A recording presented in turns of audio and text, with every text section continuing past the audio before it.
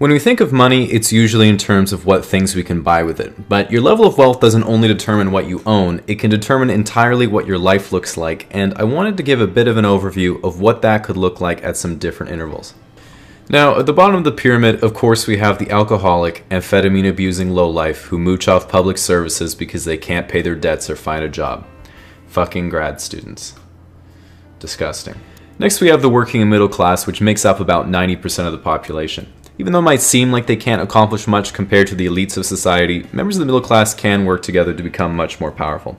As an example, with one roommate they can afford rent, but with two they can afford furniture. The middle class earns up to $300,000 a year, but the median individual income is a lot more modest at $38,000. This can be pretty misleading though, because if you're 50 with a wife and 2 kids, $38K a year is pretty rough. But if you're 21 and single, you're buying resale Yeezys thinking, man, I wonder how much sex I'd have if I didn't live with my parents. So in conjunction, I think there are a couple lifestyle indicators to check to see if you're in the middle class, such as your grandparents had 5 kids, your parents had 3 kids, and you're going to put a stop to it once and for all. And you don't have an emergency fund because you figure that if you're on vacation, your appendix gives out, why would you spend $20K on surgery when you could just die? So moving beyond the middle class, we get to the start of your truly wealthy people. These are the notorious 1% who typically have an individual income of $300,000 or higher or a net worth of over $8 million. Usually this means you have more than one home, active investments, travel whenever you want, and basically have the best of everything short of private jets and a Battlefront 2 season pass. But in the same way someone in the arts might wave their fist at an accomplished engineer, there's a huge difference between people within the 1%.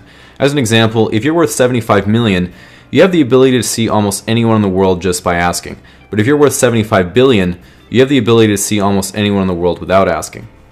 Once you're worth over $100 million, people use your first and last name when they talk about you. And if you're not famous, you at least have a Wikipedia page that you didn't make yourself. You likely make up to $10 million a year, which to compare with a more normal income is like going to Costco and paying $1.50 for a hot dog, but getting 100 hot dogs. I don't know why I left that in. At this point, your wealth is almost magnetic to more wealth, and ironically, things start costing less. I could pay $5,000 for a Gucci suit, and people might think I'm cool, but if I were actually cool, Gucci would have paid me to wear it. While it sounds pretty great, you might start to wonder if people like you for you, or only like you because you're rich and famous. Fortunately though, you are rich and famous. So finally, at the very top of the pyramid, we have the people worth over $1 billion, the 0.001%. Guys like Elon, Jeff, Branson, and Bill. These people have so much money they can literally change the world. Save the kids? Done. Create your own space program? Done. Dinner with the president? You are the president. You don't fly business, you buy the business. When you get pet supplies from Amazon, you mean the rainforest. And when you say, hey babe, how about I drive this time? You're talking to the car.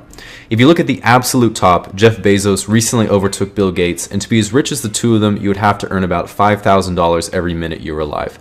They even said themselves, I don't think I could even spend the money if I tried. Fucking amateurs. Now with the pyramid capped off, if we step back, it does seem like the implication here is that your life gets better the more money you have, which brings about the age-old question of, does money buy you happiness? And from what I've looked at, I think the best explanation is that money won't buy you happiness, but it can make problems go away that make you unhappy. Like when you go to take money out of your bank account and get charged a fee because there's no money in your bank account. When you buy tickets online, you have to pay extra for doing all the work yourself.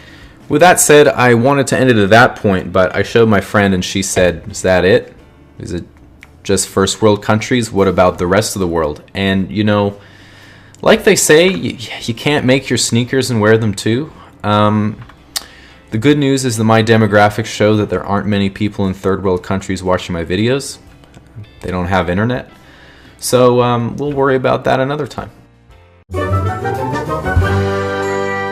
As a quick side note, if you want to get an audio version of any of my videos, you can go to the CastBox app or website and subscribe to the Casually Explained channel.